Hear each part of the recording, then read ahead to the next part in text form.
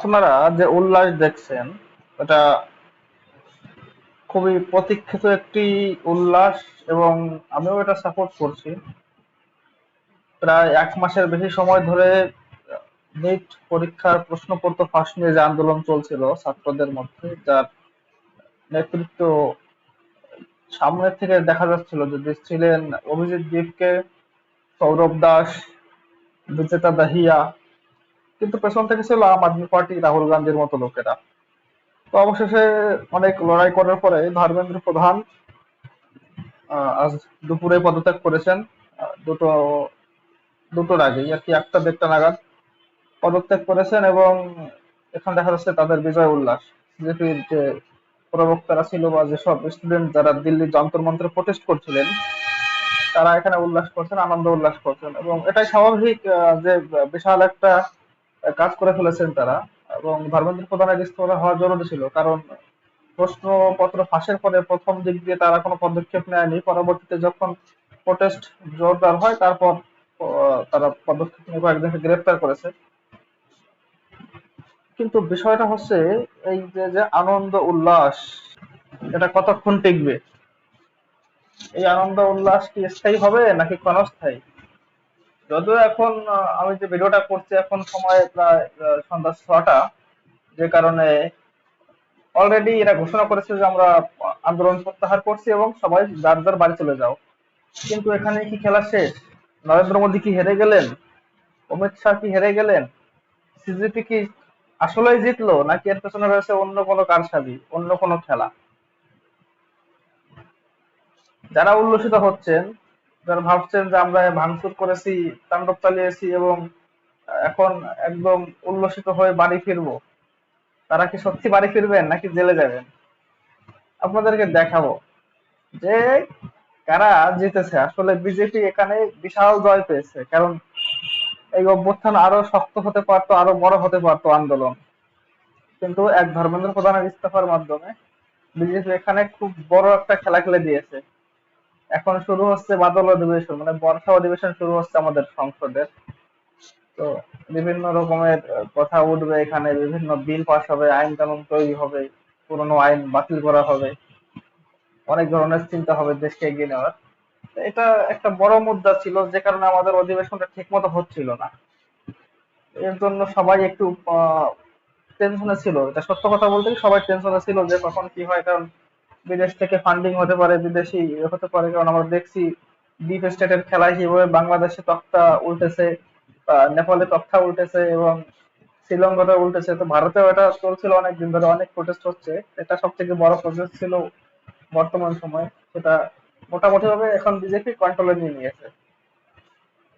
বিজেপির যে 3টি ছিল দাবি ছিল তাদের, ধর্মেন্দ্র প্রধানের ইস্তফা, যে সমস্ত ছেলেমেয়েরা আত্মহত্যা করেছে নিট পরীক্ষা ওই প্রশ্নপত্র বাতিল হওয়ার পরে, যারা আত্মঘাতী হয়েছে তাদের পরিবারকে সম্ভবত 1 কোটি টাকা করে কম্পেনসেশন, আর দোষীদের শাস্তি, এবং হচ্ছে যারা এখানে তোড়ফোড় করেছে, যে সমস্ত ছাত্রদের বিরুদ্ধে এফআইআর করা হয়েছে, তাদের এফআইআর প্রত্যাহার করতে হবে এবং তাদের জন্য পুলিশ ডিস্টার্ব না করে। তো বিজেপি বলেছে আমরা 3টেই মেনে নিলাম। ধর্মেন্দ্র প্রধান ইস্তফা দিয়েছে, বাদ বাকি দুটো তারা মেনে নিয়েছে। এবং এখন খেলাটা লাগবে চরম খেলা।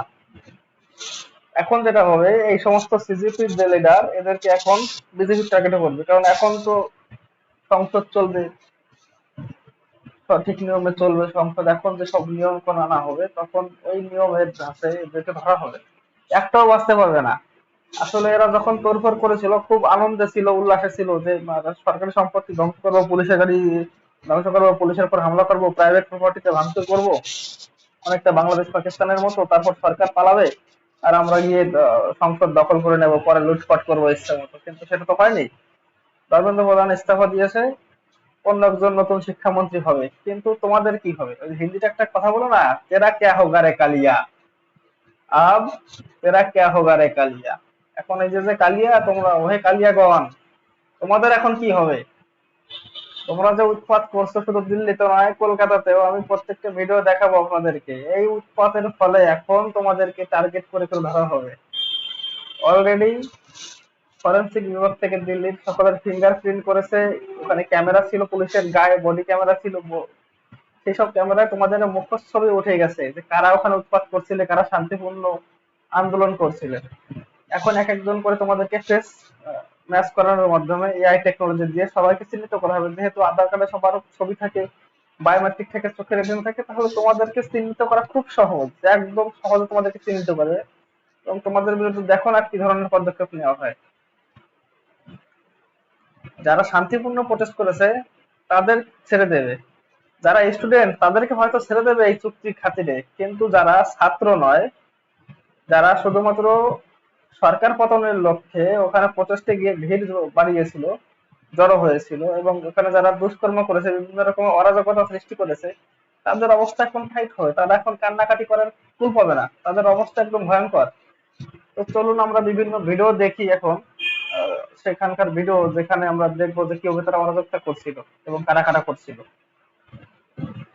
এই দেখুন তাদের মধ্যে এক মোল্লা, আপনাদেরকে দেখাবো এর ভিডিও। এর বিরুদ্ধে অলরেডি এফআইআর করার জন্য মানুষ লেগে পড়েছে এবং পুলিশের কাছে এর বিরুদ্ধে কমপ্লেনও রেজিস্টার করা হয়ে গেছে। এখন একে ধরে এর ব্যবস্থা নেওয়া হবে।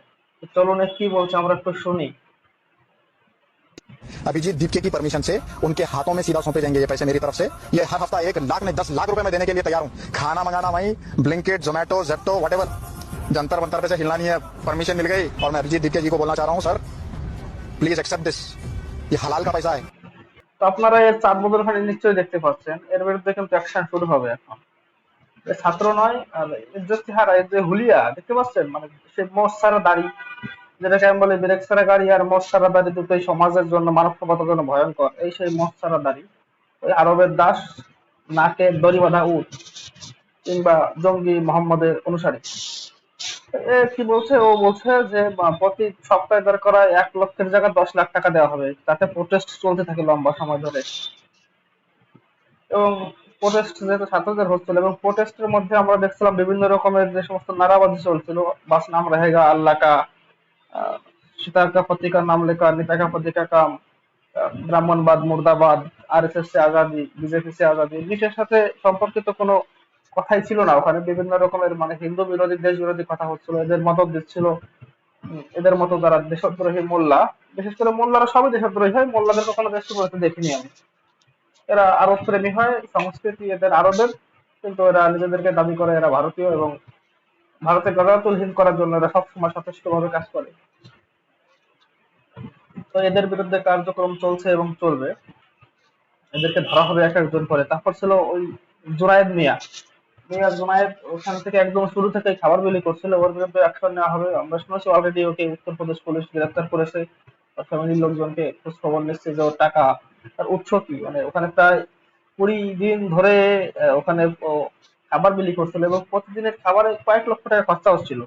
এত টাকার উৎস কোথায় ছিল, এগুলো এখন খতিয়ে দেখা হবে এবং এদের বিরুদ্ধে কড়া অ্যাকশন নেওয়া হবে। তো এই যে মোল্লা, এও বাঁচতে পারবে না, এর বিরুদ্ধে এখন মানুষ অলরেডি করেছে, থানায় ডায়েরি হয়েছে এর নামে। এখন একে তুলে নিয়ে শুধু আড়ং ধোলাই দেওয়া হবে।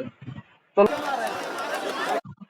একটি ঘটনা দেখুন, এটি হচ্ছে বিহারের পাটনার ঘটনা, যেখানে এবিপি নিউজের যে একজন পত্রকার বা সাংবাদিক, তার উপর এখানে ওই সব জেনজিরা হামলা করছে। আপনাদেরকে দেখাবো ভিডিওটি।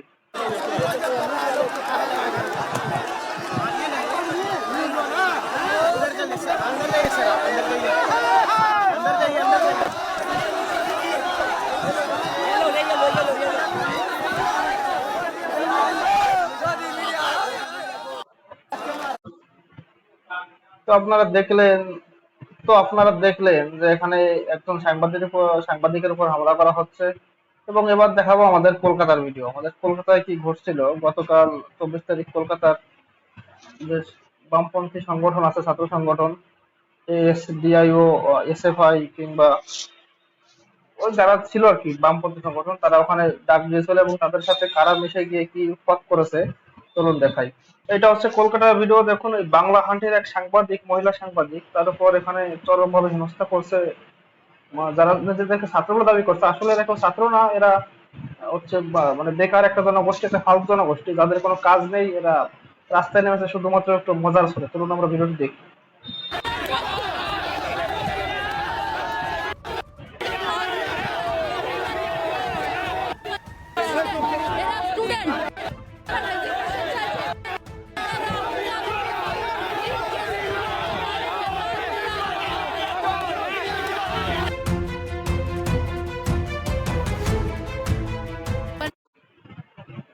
চাই আপনাকে? আমি জিজ্ঞাসা করছি আজকে এভাবে আপনারা সেলিব্রেট করছেন এর কারণ কি? সেলিব্রেট করছি যখন যন্তর মন্তর তো প্রোটেস্ট হয়েছে, তখন লাঠিচার্জ হয়েছে, মেরে হসপিটাল ভুগে গেছে। আজকে যখন এই হবে, মেরে বাচ্চাদেরকে কি হবে? বাচ্চাদের পড়াই হবে না বলছে। যাবকে ওন ইস্তিফা হচ্ছে না, তখন এরকম ডান্স করতে হবে। এইটা হচ্ছে সিম্বলিজম অফ আওয়ার ইউনিটি। যখন তো আপনারা দেখলেন কলকাতায় সাংবাদিকদের উপর হামলা হয়েছে। আমি সব ভিডিও দেখাচ্ছি না, কারণ কোন ভিডিওতে কখন কপিরাইট চলে আসে তখন আমি বিপদে পড়ে যাবো। হ্যাঁ, এই কারণে দেখাবো না। তো দেখুন, আমাদের মুখ্যমন্ত্রী শুভেন্দু অধিকারী এখন এই সব প্রোটেস্টার যারা কলকাতায় কালকে হাঙ্গামা করেছে, ওখানে সাংবাদিকদের উপর হামলা করেছে, দু একজন সাধারণ পথচারীও আক্রমণের শিকার হয়ে আহত হয়েছে, তাদের বিরুদ্ধে শুভেন্দু অধিকারী কড়া পদক্ষেপ ঘোষণা করেছেন এবং তাদের অবশ্যই এখন তাদের পাছা লাল করে দেওয়া হবে পিটিয়ে। যাদের একজনও ছাত্র নয়, সেলফ ডিক্লিয়ার ককরোচ পার্টির মেম্বার নয়, নিট সংক্রান্ত আন্দোলনকারীদের অংশ নয়, গুন্ডা দমন আইনে এমন ব্যবস্থা নেব তাতে একদিন নয় 3 পুরুষ মনে রাখে। তো আপনারা দেখলেন শুভেন্দু অধিকারী কি বললেন। তিনি বললেন যারা কালকে কলকাতায় উৎপাত করেছে, গণতন্ত্রে আন্দোলন চলে, কিন্তু আন্দোলনের একটা মর্যাদা আছে, যেখানে আপনি অন্যকে, সাধারণ মানুষকে কষ্ট না দিয়ে আপনি শান্তিপূর্ণভাবে আন্দোলন করবেন, আপনাদের যে দাবি দাবা সেগুলো সরকারের সামনে তুলে ধরবেন।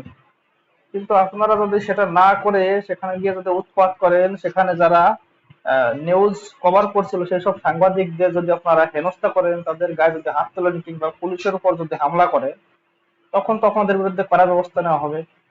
তো বিজেপি ধর্মেন্দ্র প্রধানের পদত্যাগের মাধ্যমে আসলে কিন্তু হারেনি, এখানে খুব বড় খেলা খেলে দিয়েছে। এবং এখন যে সমস্ত কালিয়ারা কালকে উৎপাত মাচাচ্ছিল, আজ তারা কে হোগা রে বেটা। সরকার তো পরিবর্তন হয়নি, শুধু ধর্মেন্দ্র প্রধান, সরকার সরকারই রয়ে গেছে। এখন তোদের কি হবে রে? তোদের এখন কে বাঁচাবে? এখন এইসব যারা, তাদের বিরুদ্ধে এখন এফআইআর হবে। শুভেন্দু অধিকারী বলে দিয়েছে গুন্ডা দমন আইনে তাদের বিরুদ্ধে ব্যবস্থা নেওয়া হবে। গুন্ডা দমন আইনটা নতুন চালু করেছে সরকার, নতুন পাশ করেছে। ওখানে কি হবে? যারা উৎপাত করবে, যারা অশান্তি সৃষ্টি করবে, যারা ত্রাস সৃষ্টি করতে চাইবে, তাদেরকে ধরা হবে। এবং শুধু ধরা নয়, তাদের সম্পত্তি বাজেয়াপ্ত করে ক্ষতিপূরণ তুলে নেওয়া হবে। যেমন আপনারা সরকারি বাস ভাঙবেন, সরকারি গাড়ি ভাঙবেন, রাস্তার ক্ষতি করবেন, আপনাদেরকে ধরবে, সরকারি ক্ষতিপূরণের জন্য আপনাদের ঘটিবাটি চাটি করা হবে সমস্তই।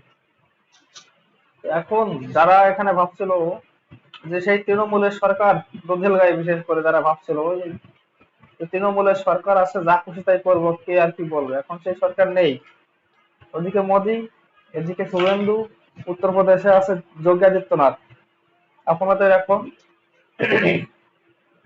এখন অবস্থা টাইট করে দেবে। আপনারা এখনো ভালো হন, এখনো ভদ্র হন, এখনো শান্ত হন। যদি তা না হন তাহলে অবস্থা আপনাদের খেলপাতম। অনেক করেছেন উৎপাত, অনেক করেছেন মাতামাতি, এখন নিয়মের শাসন হবে, আইনের শাসন হবে, আর আপনাদের অবস্থা, যেটাকে খাঁটি বাংলায় বলে সেটা কোটা ভেঙে দেওয়া হবে এখন আপনাদের। বুঝতে পেরেছেন? আবার সেটা কোটাকে খারাপ ভাবে না, সেটা শব্দের অর্থ কিন্তু কোমর। আপনাদের কোমর ভাঙা হবে, আপনাদের বিটার ভাঙা হবে। এখন যে সমস্ত ছাত্ররা প্রোটেস্ট করেছিল, যারা শান্তিপূর্ণ, তারা তো বেঁচে যাবে, কিন্তু যারা উৎপাত করেছিল, যারা এখানে মোদির মাকে গালি দিচ্ছিল, হিন্দু ধর্মকে গালি দিচ্ছিল, দেবী দেবতাকে অপমান করছিল, পুলিশের উপর হামলা করেছে, সরকারি সম্পত্তির লোকসান করেছে, তাদের ভাই অবস্থা খারাপ এখন।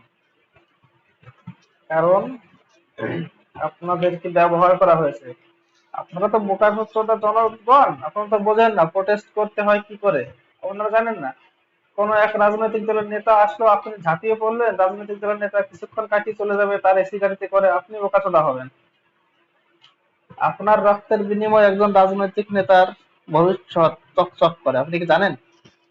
আপনাদের মতো সাধারণ যে সমস্ত ছাত্র আছে, যারা সাধারণ গরিব খেটে খাওয়া পরিবার থেকে আসে, তারা কোনো এক নেতার উস্কানিতে আপনারা লাফিয়ে ঝাঁপিয়ে পড়লেন, গিয়ে নেতা তো নিজে পার পেয়ে যাবে, আপনাকে রক্ষা করবে কি? আপনার বাসার জমি বিক্রি করে আপনার জামিন করাতে হবে।